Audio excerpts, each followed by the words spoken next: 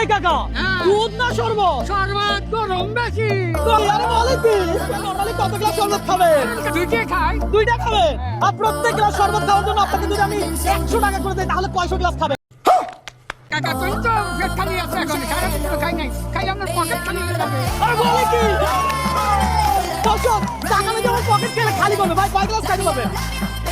হ্যাঁ? কয় glass? 10 glass, 10 glass? 10 glass মানে 1000 টাকা। 10 গ্লাস খাইলে 1000, কথা সোজা, বুঝতে পারছি।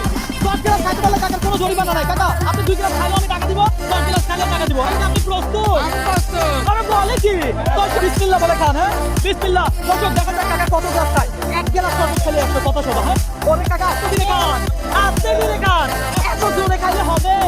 আস্তে দিলে খান। হ্যাঁ কোনো চাপ নাই, প্রেশার নাই, রিল্যাক্সে খান। কাকা চাঁদপুরের জিনিস বুঝতে হবে। কাকা 5 গ্লাস খাইছে, আমরা এটা সব হিসাব করছি। ভাই 5 গ্লাস তো এখন 5 গ্লাস।